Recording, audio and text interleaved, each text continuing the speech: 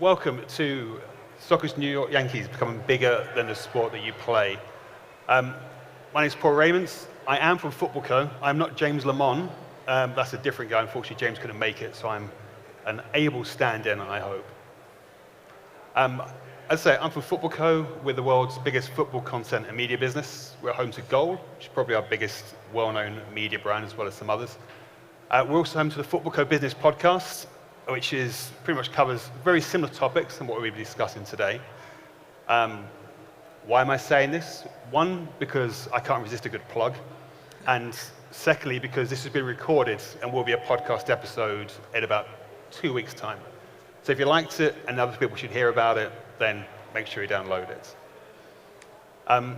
That's pretty much enough from me, but I think it'd be a good chance to kind of let everybody else introduce yourselves and kind of why you're here. Okay, I'll go first. So that is me, unlike Paul. So I'm Russell Jones. I'm one of 4 GMs at Wolverhampton Wanderers, or Wolves. My particular responsibility is fan growth, and also then commercializing that fan growth through licensing, membership, media content, and sponsorship as well. Give it up for the Wolves. We got Russell here. Come on. Thanks, Rich. Rich Orozco at the Los Angeles Football Club. Who's been to an LAFC game? Oh, we got a lot. Oh, yes, Alex. Yeah. All right, Darren. Thank you. I was number 7 at the club. There's a guy back there. Benny Tran's right in the front row. He was number 6. But we created a movement in LA, very proud of. It was all rooted in football culture first. So meeting somebody like Russell has been very, very, very exciting. My role now, I'm the chief brand officer for the club, so everything to put gas on the brand and to keep our community growing and on fire is what we have a hyper focus on. Hence this panel is how do we build our community and brand outside of the pitch. Sabrina? Hi everyone, I'm Sabrina Carroza. I'm a PR consultant for many different brands in the US market, including a couple of big soccer clubs, brands in media, sports, and entertainment. I also teach at NYU in the Global Sports program, and I'm a part of Harvard University's Global Sports Initiative. And I'm an American, so I'll be referring to football as soccer during this presentation. Well, hi, my name is Thiago Pinto. I'm the founder of Bowl Football. I'd say one of the newest football brands out there. We do uniforms, little shout out. And I think the inspiration to create the company is just as a football fan. I think, and there was another presentation in the morning that referred to football kids as passion, and as passionate about. I think most of the kids out there are lame, and our company is out there to design custom kits for every team in the world. Right. One thing which I think we should kind of obviously name check in the beginning of this is actually the title of the panel is the New York Yankees moments and becoming bigger than, like the Yankees became bigger than baseball. An interesting point Sabrina made when we got together before this was referencing that, of course, it wasn't the Yankees that made themselves bigger than baseball. Really, it was the likes of Jay-Z and Spike Lee taking something like the Yankees cap and making that part of popular culture and hip-hop culture. And becoming part of another culture is a really hard thing to do when it comes to football. But Russell, that's something which you've done in many ways, but one of them being esports, specifically in China, from what you've described as being a challenger brand. Should you give us a little bit of a kind of a background about what you mean, A, by a challenger brand, and B, kind of what you've been doing in China to do that? Yeah, sure, happy to do that, Paul. It might just worth if I can cue a video, which gives you a little bit more context on some of the things we've been up to. So the Dare to Be Different video.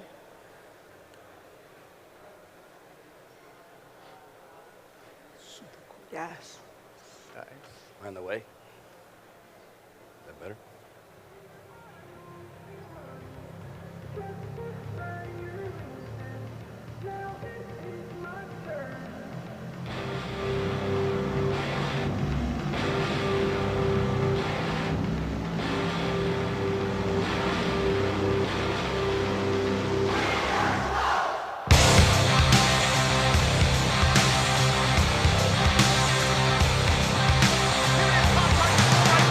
Bobby Brown to the end.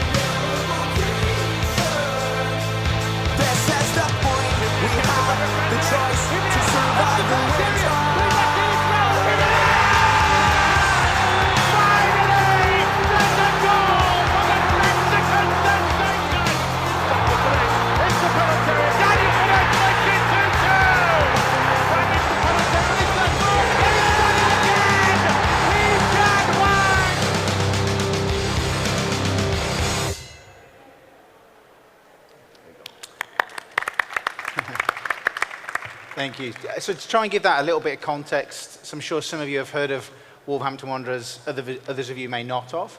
So we are a club that's got 145 years of history. We were one of the founder members of the first ever professional football league in 1888. We were then one of the founders of European floodlit football, playing against Honved in 1954. And more relevant for this market, we were actually the champions of the inaugural American soccer league in 1967. So lots and lots of history, and I suppose that's almost a fight that I have in terms of how do you take a incredibly historical brand and turn it into something that's modern and relevant for new audiences. And certainly we sort of live on this dare to be different philosophy. There are, in the Premier League, 6 very dominant clubs who have turnover well in excess of Wolves. To give that, again, context, Manchester United's turnover is 1,000% more than ours. Tottenham's is 600% more than ours. So therefore, we have to be different to what they're doing. If we do the same as them, we'll never catch them. So therefore, we've taken a sort of a dare I, as Paul said, this idea of the ultimate challenger club. That's the philosophy, that's the pitch that we tell to commercial partners. And we've invested in different verticals. So we've invested into a record label, we've invested into esports significantly, and particularly in China. We actually have 5 professional teams operating out of China, and they have over 10 million social followers in themselves. So in China, we'd be better known as an esports organization than a traditional soccer/football team. And so, like I say, that, for us, that's the key part of our strategy is very much this diversification and then telling that story internationally. But how have you been able to do that? Because that's not a conversation which a lot of clubs can have with those, a lot of people in your position in Major League Soccer teams elsewhere can have. That's come from the ownership, correct? Yeah, so the club is owned by a Chinese company called Fosun, who have entrepreneurship at their core. And so their business portfolio is incredibly diverse. And when they came into the club, we changed culture very quickly. Wolves had got a sort of a tradition of going up and going down divisions, and the fans had this phrase called "We Wolves, eh we?" And actually, it was about changing that culture from this "Oh Wolves, eh we go up, we go down," into this very driven, where there's no acceptance of failure, which very much is in line with Fosun thinking. So you've obviously came from a club with a very rich history. Rich, with all due respect to LAFC, it's a baby compared to where Wolves are in terms of kind of history and legacy. What did you have to do to kind of convince LAFC to focus not just on the pitch, but in all the other verticals and the other spaces as well? Sure. For those of us who don't know our story, we were given the keys to a new club in 2014. LA has 10 professional sports teams, including all the university teams. There was a 25-year club also in our market. There was a club that failed over 10 years. So we were walking into a market that has already had 2 football clubs, one that failed, the Lakers, the Dodgers. How do you create something different without a $10 million marketing budget? So I think what we did well, our key learning was we really spent the time on the inside to be very clear about what our brand was, our identity, who we were we a club that would take a stand. Our 3 club pillars early, which resonate now, 5 years in, is uniting the world city through the world's game. We all know the power of football in a global city. We talk about bringing joy to people, as an organization, and we also talk about being a force for good. And those were not normal business brand identity out of the gate, but it got us in the headspace of focusing on building relationships and not transactions out of the gate.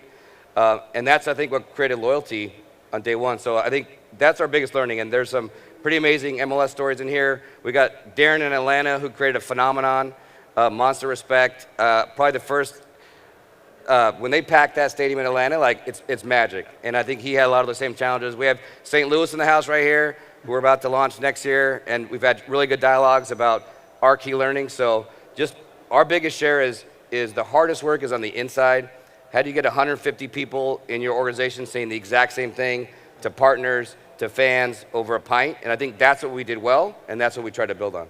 I mean, Sabrina, your experience obviously comes from working with some of the, literally the top tier European clubs, the top Champions League teams. Yeah.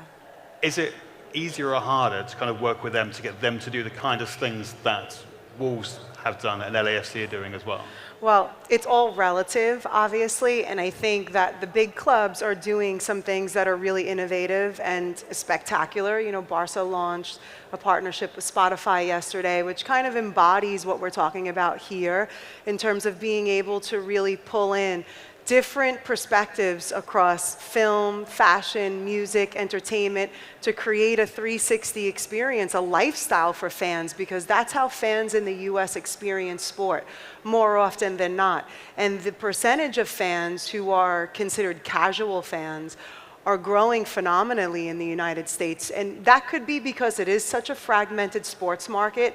Every market has NFL teams, NBA, MLB, NHL, MLS, and then you have your European clubs. So there's a lot that fans can choose from just on the sports side of it. And then, of course, there's always entertainment and music, concerts.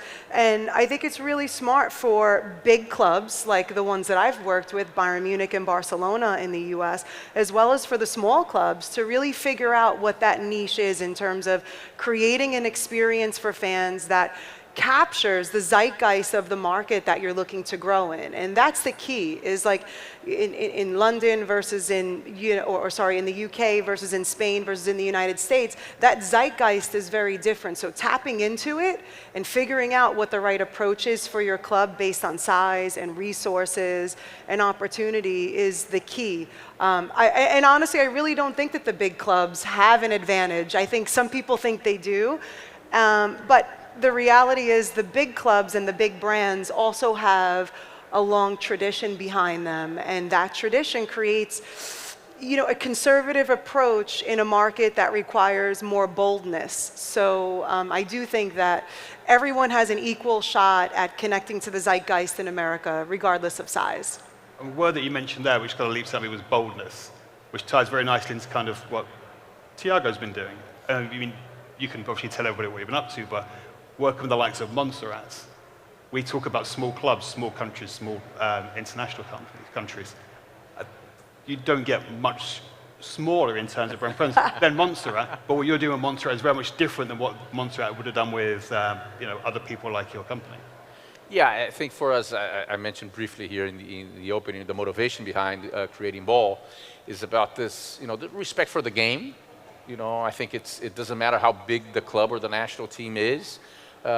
Your kit is really an identity for the players, for the city, for the country, or even for a cause, right? It is something big in our current culture, and we believe that any team, country or club team, deserves to have custom-made jerseys with custom designs that tell the story of that club. And the way we tie into brand building is that we don't design a kit. We first work with the team that we're working with to understand the brand plan, right? What is the message that is being conveyed? What's the story? What's the history? What is the message that kit has to engage with its audience? So the process is the same, right? Montserrat happens to be the smallest of all 206 countries that are affiliated to FIFA. But you know what? For them, it's the identity. The green speaks to the earliest stages of immigration and Irish influence in the city. By the way, upcoming St. Patrick's Day is the national holiday. It's not a place just to go out and have some fun. It is the national holiday. So there's a great story behind the Emerald Boys, as the team's called. Our role is to craft that story and speak it and tell it in multiple ways, at retail or the jersey design, the content that we put out.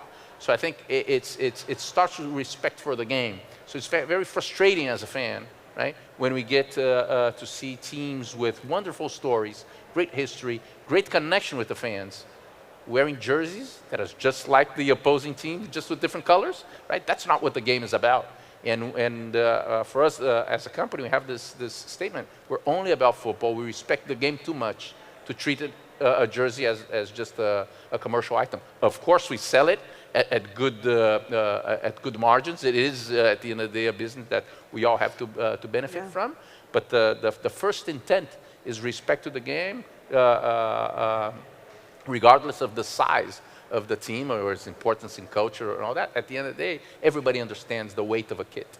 I mean, as far as music goes, that's something which has kind of come up a few times. I mean, you name checked Darren, the work Atlanta are doing with regards to the music scene is obviously well known. Russell, I mean, considering that you're obviously from the UK, maybe the work that Wolves are doing music is less known over here. Would you mind giving us a bit more of an elaboration about what Wolves Records are up to? Yeah, sure. So we launched Wolves Records now 6 months ago. I was actually quite surprised that we were the first UK football club to launch a record label, mainly because it just makes a lot of sense to me. We have all the assets that you would need to run a label. We have a stadium for live events. We have videos that reach 1.5 billion people a year. And why not give local talent a platform? All those videos are going to need some kind of soundtrack behind them. We're going to need entertainment at various different times during our matchday experience. So really what we did is this label not only enables us to sign acts, obviously make money, distribute music, but it also enables us to give opportunity to talent. Some of that talent we might not sign. So for example, the president of the label, he's a manager for James, which is quite a famous band in the UK, and he actually brought that band to Wolverhampton. And as part of that, we were able to give a support opportunity to someone locally. So bands were invited to submit their music. The best music was then sent to the band, and they picked a young female artist called Bryony Williams. And suddenly, this lady's gone from nowhere, and she's on the stage in front of 3,500 people playing the biggest gig of her life. Now, she's not going to sign for the label, but what an incredible opportunity for her. So that, I suppose, for us is just as important as the revenue opportunity is really that giving local people a platform. So was that the driver for it? Because you mentioned you have a stadium, you have some of the connections. That doesn't necessarily mean you should do it, it just means you can. What was the driver for actually doing it? Was it revenue, or was it more than that? I think it was all of those things. I think revenue clearly plays an important part. Obviously, I said right at the start that my job is to create that commercial revenue that makes that gap between us and the traditional top six smaller. We have our vice president. He's a famous musician. Some of you will know, called Robert Plant. He's the front man from Led Zeppelin. So he was able to open some doors for us at Warner Records. Just some small doors, yeah? Yeah, just some small doors. When Robert calls, you answer. So that's obviously very helpful. So suddenly now we've got Warner Music that are interested in helping us recruit artists, distribute our music, lots of sync opportunities they're providing to us. So sometimes these things just fall into place quite naturally. Sabrina, from your experience, then, obviously you mentioned the Barcelona Spotify deal, which was yesterday. When it comes to the US markets, where does music fit in there? Is it part of the tactics, or is that the biggest one, or is there much more than that? Well, I think music, fashion, entertainment are all equally important in terms of a fan being able to experience your club in a more holistic way and to fit into the lifestyle that they have. So I think, instead of looking at fans as like this fan is a Barca fan, this fan is an MLS fan, is really just there's a sport culture now that we're living in America, and that culture includes all of the different things that we're talking about here, like what fashion you wear, what music you listen to, the documentaries or the movies that you watch. But you hit on something that I wanted to talk about too, which is this idea around commercialization. And in a way, I feel like sometimes soccer clubs get it wrong in terms of their approach in the US market. Right away is always to hire a commercial person and come and figure out the best ways that they can earn money here. And if you look at the EPL teams and what NBC has done to really help promote the EPL and soccer here in the United States, it was all about giving stuff away for free, giving the content away for free. And I feel the more that a club, or really any entity, any sport, club, fashion brand, music, entertainer that wants to expand in the US market, give that content away for free and make it easy to access, in that way, it grows, and then once it's grown to a certain level, then look to monetize it. But I feel like the monetization sometimes gets in the way of the growth opportunities that are there. So music, film, entertainment, fashion, all of it is really important to create an experience, a 360 experience, but also give it away. Don't expect money up front for things that you're looking to grow in the US market. So give that access to fans, and that's something that NBC, I really give a lot of credit to NBC for making games available on linear TV and accessible to American families on the weekends to be able to engage them in the culture and the games on the weekend, so that they can go and then buy jerseys once they know who the best players are and they know the teams that they want to support. So that's one area that I feel like needs to improve in the US market. It's just access. I mean, you mentioned celebrity. Rich, you're in LA. You've got to be just drowning in celebrities turning up at your games. Is that correct? So how do you kind of harness that power? I didn't hear the first part. You're in LA. Yeah. Sabrina mentioned celebrities. There are a few cities as synonymous with celebrity as LA. Yeah. How do you work with that? Is that something which you have a strategy for, or do they literally just kind of turn up at your doorstep? You can be lured into paying publicists and appearance fees, but all of us know those people don't stay. So I think everything we've done, we've attacked from a place with some roots and traction. How do we keep traction? So when I go back to identity, we were the first club to do a partnership with Adidas Originals with a custom samba. But we chose the samba because the samba connects to global football culture. But if our stadium wasn't rocking and our supporter section wasn't taken care of well enough, there'd be no depth in that collaboration. With celebs who come to matches, we like to look in their eyes and we want to know, we use the language a lot of being culture curious. Anything you're building, any brand you're building, we want to attract the culture curious people into our stadium. Our stadium is not packed because they're all football fans. There's ones and tens. But you want the one who's on their first journey learning about BVB. I see you, Max. You're paying attention? All right, good. But you want the one talking to the 10, sitting next to Thiago, and talking about how that reminds him of where he comes from and football culture. So with the celebs, with influencers, ideally, they're culture curious. They want to be about the Wolves. They want to support the Wolves, and that's the traction you've gotten. So we really want to focus on depth versus the super surface PR influencer, here's your check, goodbye. But celebrities can absolutely drive a lot of interest in your product, because Americans follow celebrities and athletes before they follow teams and clubs and leagues. So it has been very helpful for a club like Barcelona, for example, and others. Many of the clubs who come on tour in the US market during the summer friendlies, they will leverage every opportunity to connect with US celebrities and sports, professional athletes from other sports across the US, because they know that's a really great way to capture audience, is just connect to their fans. So when it comes to European clubs and coming over, does that always work? Do you find it's the celebrities who are driving this more than the clubs who are driving it? Do celebrities want to be attached to the Champions League clubs? Well, here's the thing about European soccer clubs is, everyone here is an expert and knows this, but European soccer clubs are huge globally. So for an artist or an entertainer who's very popular in the US but still needs to grow globally, soccer clubs represent a really great opportunity to do that, and vice versa. So we can leverage their celebrity in the US market to build a presence here. And I think it's a really great collaborative effort that Rich had mentioned you can do often in kind, as opposed to paying for, appearance fees and things like that. So actually the biggest thing that's happened in the US as far as football, I'm going to keep saying football, everyone knows it means soccer, it's fine, is actually the World Cup in 4 years' time. What kind of opportunity does that bring in creating this Yankees moment and helping clubs or players or other brands kind of escape from the pitch? I think, in our case, we really focus on national teams because we're really focused on what Rich was saying around identity. Right? A team kit is, in several countries, represent that it's your primary way of expressing your culture. So there's a lot that you can put into a jersey and express that. And we look at 2026, I think it's two things coming at once. First is here in North America with a lot of games played in the US, but also Canada, countries with a lot of immigrant population. So it is already a place where you're going to have a very varied audience looking for ways to connect to the game. right? And then on top of that, there was just the organizational change that will allow for 48 clubs to be part of 48 nations to be part of the party.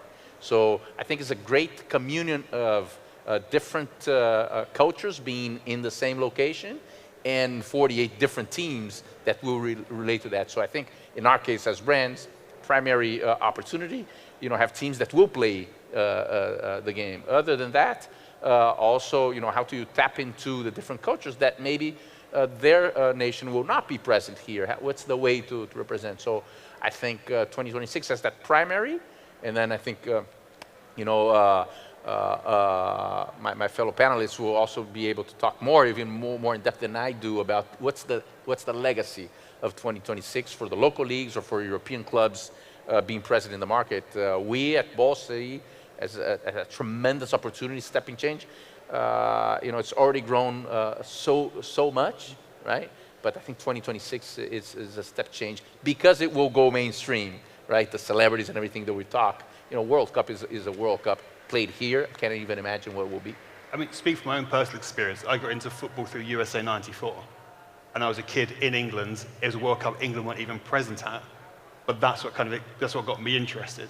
And then off the back of that, I kept an eye on US football. I think he's here at the moment, but I met Alexi earlier on, and he was kind of one of the first players who I kind of remember seeing. So even for a kid in a country that wasn't present in the World Cup in the USA, that still is what kind of attracted me to it and grew it. Just to add to it, I know we're talking about the Men's World Cup, but quite frankly, the Women's World Cup really has done tremendous work for us here in the U.S. market in terms of building the profile of American soccer fans, because women are, the U.S. national team is amazing and incredible, and that team has done so much to grow soccer in America. So, I just wanted to give a shout out to the women's, National Women's Soccer League, because they've done a tremendous job in building the market here for soccer in the U.S. So the Women's World Cup, had huge viewership numbers, and I think the Men's World Cup will do the same, of course. But the women athletes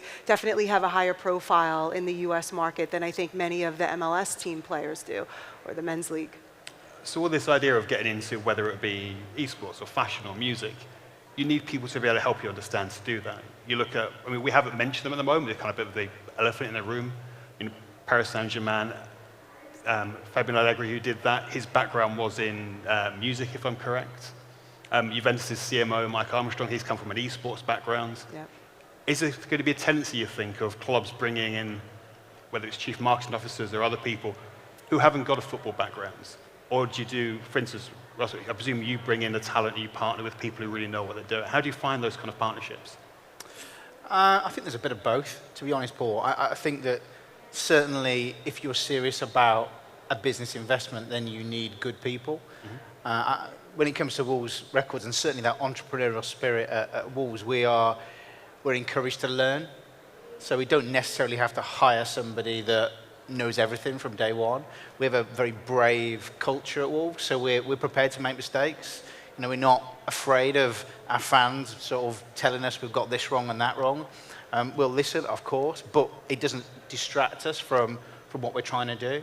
So I think there's an element of that. And then, of course, we want to partner with world-class partners that can get us to where we want to get to as fast as we can possibly get there. So in the case of Wolves Records, being able to partner with a company like Warner Music would just enable us to get to where we want to get to much quicker, because they can help us open those doors. They know all the DSPs, they know the radio pluggers, they can just get us into these areas very, very quickly.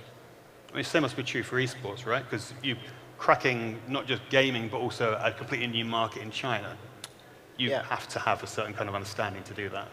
Yeah, definitely. I think with esports, we've had a similar situation. So we've brought in experts in the UK to manage our teams, and then over in China we've done likewise, and we've purchased franchises. So we've looked at the most successful teams in honor of Kings, and we haven't been afraid to make that investment in that franchise, which is it's an 8-figure investment to bring in that winning team that enables us then to go and tell stories in China. And also bring in that sponsor revenue to start to pay back our investment. And are you seeing Wolves football fans becoming fans of your other teams, or does it go both ways, or are they completely separate? I think there is some natural sort of cross-population between our teams, but that's not necessarily what it's designed to do. From our perspective, it's about new markets, it's about new fans.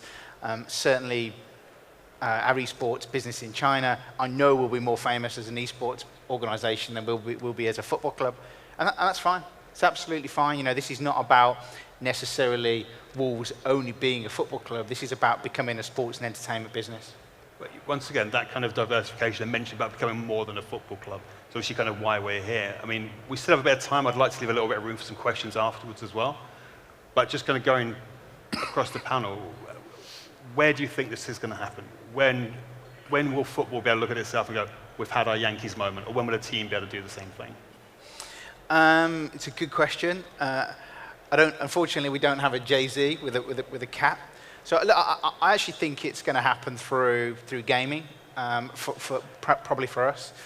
So we invested relatively recently in Fortnite as one of the gaming platforms that we have professional players in. I think that I know this because some of Fortnite would be pitching sort of licenses to various different Premier League clubs, and I know there was international clubs involved as well. And I suppose we took the view that rather than a very small license fee, to us it was much more valuable to be able to reach 80 million unique users every month in the game. And I suppose I taught from the experience of having a 12-year-old that's glued to Fortnite with all of his mates. And actually he went off and wrote this entire presentation for me about what we should be asking Fortnite for. Which was the... Getting experts against what we discussed. Yeah, this was my export. Yeah, absolutely. So branded gliders and, you know, the all sorts of guns that were gold and black, and you can imagine. We'll hire him. Yeah, exactly. Well, good press. We did. This kid knows everything. So, you know, it's incredibly exciting for almost me as a dad to be able to work with him on this project. And we asked Fortnite for a number of different things. One was an influencer to work with Pedro Neto, who's one of our players, to create some content. We had one of their influencers who was a commentator that commentated over a live tournament that we did. And obviously we had the Wolves skins in the game. And we deliberately designed the skin so that it wasn't just a football uniform. We wanted this to be cool. We genuinely wanted kids in the game to have this super cool uniform. So I think, you know, and then we've also done a license deal with NBA 2022. So the only football club in world football that's got branded skins in the game is Wolves. So you can go and get a Wolves basketball jersey and sort of play 3v3 street football and street basketball in the game. So I think that Yankees moment for me is going to be when, you know, I see those kids, thousands of those kids in the games, whether it's Fortnite, whether it's in the metaverse, you know, wherever it is, with Wolves skins. And actually, they're not wearing those Wolves skins in the game because they love the football club. They're wearing them because it's just cool. Rich, similar question to you. Yeah, I think the MLS is about. I think we're 10 years away from our Yankees moment, and I think everything will be driven by supporters. So you see Atlanta. I just talked to St. Louis. They're building a safe standing supporter section. We went to BVB 2 years before we kicked the ball to research safe standing. Everything in our brand is driven. That's the soul. So what I respect a lot as I got to know Russell is like there's a Wolves soul that we all know from the outside, even, you know, whether we're deep into it or not. And if you go to a Wolves game, you have 100 years of soul already in that stadium. So I think we're 10 years away, but it's all going to be driven by supporter-driven clubs, because then all these collaborations, we are going to drop a record label soon, by the way, so I'm not going to give you any credit for it. Great idea. But everything starts with the people, and you have to have that soul to amplify it with these collaborations. And I think we're 10 years away, but it's coming. Charlotte, 75,000 in their first match, like, wow, incredible. So I think we're 10 years away, and it's going to be driven by the fan section, by supporters. In terms of fashion, one thing I love about LAFC is your logo. That on a cap, that's got to be the LA equivalent, surely. You've got to be able to break that. There's got to be somebody who's going to wear that, and people are just going to associate it with Los Angeles. Yeah. The quick cap story was fun. You know, our headspace was to create the next Dodger cap, right, to grab culture. But again, if there were not 3,000 people at our game in that section proudly wearing that cap, raising that cap when they sing the national anthem, it wouldn't have the magic it would. We actually ended up selling 40% of all headwear in Major League Soccer before we kicked the ball. by trying to find a symbol like that. But again, I go right back to you have to have that army of people who are really behind the club and what they stand for. And again, I go to this guy. But I do want to toss one quick thing to Thiago, because for those who are getting into a story, starting a new kit company is incredible. But you were talking about the soul of the region that you were exploring. So I think that would be super cool. I want to tee that up to you because I thought it was really cool as I got to know you. Cool. Yeah, I was thinking about Yankee moment for national team, and thanks for teaming up, because we're working in a region that nobody's looking at as a football birth talent. But then you look at the Premier League, the amount of players coming from the Caribbean, right? Trinidadians, Jamaicans, Haitians here in the U.S. All these items, there are a bunch of players. I think yesterday in the opening, the president of CONCACAF laid out a few of the challenges that CONCACAF faces.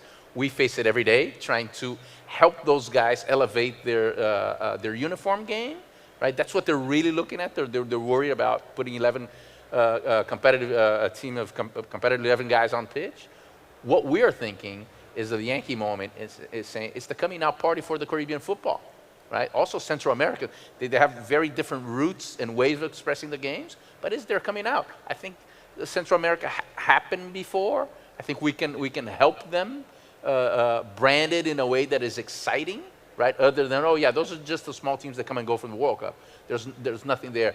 We think we can help it, but Caribbean, I think if we look at that with the Reggae Boys, you mentioned the Reggae Boys in 1998 in France, I think to us that is kind of that moment. But that was in France. Everybody's looking as a curiosity.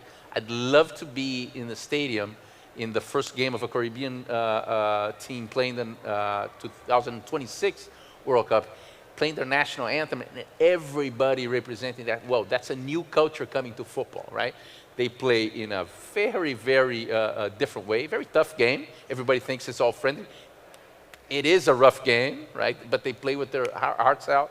Most of the countries have tremendous difficulties. Let's talk about Haiti, what's going on right now, right? We're there trying to do our part. So I think it's going to be a huge coming out party for the culture of the Caribbean, right? Expressed through football. But then if you look at Caribbean culture, and that's what we work on, right? We do the kits, but we are working with music, food, color, beach, and then you can add to all that around the Caribbean. So for us is how do we wrap that culture and bring it on in shirts? I think we have the perfect stage in 2026. And you teed up for me, I'll tee up for the president that was here 36 hours ago and said, well, we need support to make it happen. We are here, we're reaching out to all the countries. We'd love to hear back from them, right? Because that's the story we want to tell. We need to play their part, and I think the region has tremendous challenges in even understand what we're talking about, right? By the time we talk about branding, they have some others. We're extending our arm to work with them. We're still 4 years away, and hopefully you guys are already our guests, right? I handed out some, I handed them some jerseys in the backstage. Hopefully we're all going to be wearing this jersey in 4 years' time. And a women's cut jersey, which I really appreciated. Thank you for that. First brand ever to do that in the region, right? We do a women's cut for the countries. We have time. Do you want to tell the story that you're telling us backstage about the lady you met at the airport? What difference that made? Yeah, that was, I think, creating the company was the best moment that we had so far in the company. For a reason I'm not going to get into the details, I went to meet a female player for the Trinidadian national team a few weeks ago at the Miami airport on her way to Trinidad to play for the national team. And we were chit-chatting, and then she looks at me and said, can I give you a hug? And I said, yeah, for sure, right? So we hugged and said, can I take a picture? I said, yeah, of course. So she took a selfie, and then after she was all smiling, I said, do you mind me asking why, right? She said, because I want to send to my teammates to show that I met you, because I wanted to show appreciation for what you guys are doing at ball. I said, what are we doing? And she said, it's the first time that we ever played in a new jersey, not the female cut jersey, a new jersey.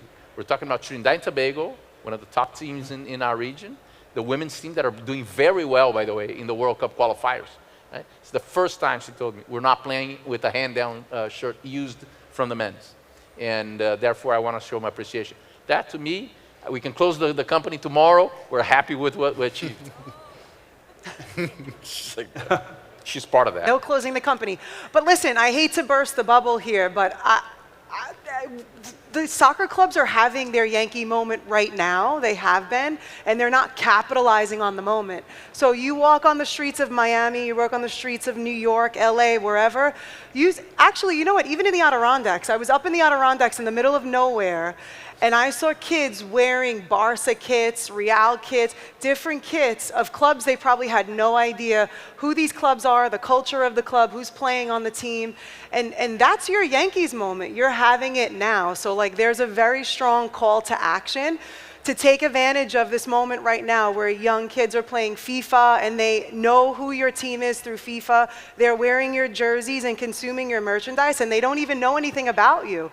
The moment is now to reach out to them in a very, a less terrifying way, because I can tell you as an American working in soccer, it is a little bit intimidating because there's a culture that like if you don't know football, you're not welcome here. And I'm the kind of person, you could tell, I really don't care about that, so I push my way through. But there is this feeling that like Americans feel left out almost of your culture and what you bring to the table. So as much as you can welcome us in and connect to those young kids who are wearing your jerseys and playing your team on FIFA, you're in the moment right now. So don't squander it. It's right now. And these kids are waiting for you to reach out to them and make a connection. Sabrina's told you. Sort it out. We still have a little bit of time left, so if anyone's got any questions, we have one already. That was quick. There's a microphone on the way, I think. St. Louis. St. Louis, yeah. The great panel, like super interesting. I got a question that kind of riffed off where Sabrina went with that last point about youth, like across the world, like, in the Premier League, like the average age of a season ticket holder is 43. I know that the MLS is quite young, but young people have a different relationship with live sport now. And I wondered, if either Sabrina, through your consultancy, that you get questions about youth, or like Rich, Russell, like how are you taking youth from, FIFA into real life sport? How are you focusing on bringing young people into the game in a purposeful way? I want to hand that to Russell. Yeah, sure, I'll go first. I agree with you. Obviously, I talked a little bit about Fortnite previously, and again, I get to see that exactly what you were talking about through the eyes of a 12-year-old. So he would, there's no question, rather watch an end-of-season Fortnite event than a live football game, and that is a challenge for all of us. Last summer in the UK, there was an event called the 100. It was a cricket event, and again, I know most of you will be like, cricket, well, that's the most boring thing in the world. Exactly. But they turned this into a really dynamic, really engaging event, both on screen and also in person. And I've had these conversations with the Premier League, and it's difficult right now to change that broadcasting product. It's so successful. It remains the biggest league, the most watched league in all of the world. So right now, they don't need to change that product. But I do feel at some point there needs to be a red button situation where there can be a slightly different tailored product for this young audience that's coming through. Because I still feel the live product is there. When people are going to the game, it's certainly at Wolves, it's a very buoyant, it's packed, it's noisy, we have light shows, we've got DJs going on. It's a very immersive experience. But when you take it to broadcast, as a 40-year-old guy, I'm watching it, and the commentators are people that perhaps I used to watch playing, so they're relevant to me. Absolutely not relevant to my 12-year-old. So I would agree with you. I do feel that there needs to be some thought put into, how are they going to make that engaging for young people. I think we, from a club perspective, try and do it through content, through influencers, creating content that we feel is relevant for that young audience. And certainly we do it through esports as well. We live streaming Fortnite events, FIFA, as we've already talked about. So I think we're on the journey, and I think it's been raised as an issue, but I genuinely don't think that there is a solution for it right now. I think it's been interesting what some clubs have done with TikTok as well, and they've taken what is traditionally a highlight, even highlights, if young people aren't watching a full 90 minutes, they're even now pivoting towards TikTok highlights because they're produced in a different way and more towards them rather than... Yeah, TikTok's interesting because it's not about, most of our other channels are all about subscribers to that channel, where you're specifically subscribing to get content from that club or organization, whereas TikTok's a different algorithm. People are literally just watching entertaining content. And so you're right, and I do think it's definitely got a place to, and we're a bit more cheeky with our TikTok content. And so I know our sort of content team fight against our PR team sometimes on TikTok, like what's acceptable, what's not acceptable. It's a bit more cheeky than perhaps we would normally do on our other channels. It's a different tone of voice, isn't it? Yeah. Anyone else got any other questions in the audience? One right at the back. Thank you. This kind of goes off what you guys are talking about, but this question is for Sabrina, and kind of how are you capitalizing on that Yankee moment, for Barca here in the U.S., more like social media and digital? You guys are touching on TikTok, but how have you really capitalized on that and turned it into not making these huge broadcasts, but these short contents that go on social or digital? Yeah, I mean, I think Barcelona aside, because they're my client, I can't really, share too much about their strategy behind the scenes. But, the general point that you're making should be something that all clubs and I think more traditional, unfortunately, European clubs have to come to terms with the fact of how Americans consume content here if they want to grow and expand in this market. And creating that snackable, entertainment-focused content first and leading with that to pull people in is really important. And, clubs that are more traditional and have a long history of being conservative, it's more challenging for them to step into a market like this that's, in a sense, from an entertainment perspective, way far ahead, like, for example, what the NFL does versus what a European soccer club does. And it just speaks volumes about the different culture in each market. But I think if you want to expand here, yes, they'll have to figure out ways. And US tours are generally the best ways where European clubs are able to connect with celebrities and athletes from other sports to create at least some connection to the zeitgeist that we're talking about here, whether it's a fashion, icon or, a musician or, Julia Roberts, for example, came out and seen one of the clubs that I work with while they were on tour in LA. Those cultural moments where you can tap in do so much to drive energy and interest and followings in this market, way beyond any highlight or, game footage that could be available for free, for example, in the US market. So it's definitely a big switch for European clubs, but one that is very important to their growth here in this market. So hopefully more step up to do the type of content that we're used to in this market. Anyone else? I have a question. Question to Rich. We have a bromance brewing here, you guys. Get I that grew up in bold LA. jersey. I have to Buy say your I grew bold up in jersey. LA. Okay. I grew up in LA. Let me ask you a question, serious question. Is there any Galaxy fan left in LA? Is this being recorded? For a podcast, do you get my plug at the beginning? There's a few left, but they're in pain. Good question. Thank you. There must have been, obviously you referenced Galaxy there. With LAFC, there has to have been a differentiation of the brand when you set that up, right, to break away from Galaxy. So that must have been there must have been a lot of conversations around how you did that. Yeah, the short version, mad respect for their organization. They were first mover in MLS. They paved the way for all of us. But, we all hear the stories of the challenger brands. And again, I grilled Russell when I met him, but how can you be disruptive? And I think we just grabbed the grassroots and we stayed there. And we were very consistent. And a lot of marketers, you'll develop a program, you'll have a one-off fan fest, a tour, and you're done in the market. We stayed and we were very consistent with our identity, with our soul, with our programming, and it just stayed people power because they did go celebrity and signing a big player with big social media following. And I don't know if there was enough attention on the roots and the core and staying in that conversation. It was very much PR, marketing driven, and a market like LA, it's a big city with a hunger for grassroots, like any city is. And I think we just went there and stayed there. Fantastic. If there's no one else, I think we're done. Thanks for everyone for attending. Thanks for the panel. And yeah, it's been really interesting. Really glad to you could all make it. Thank you. Thank you for Thanks, having Paul. us.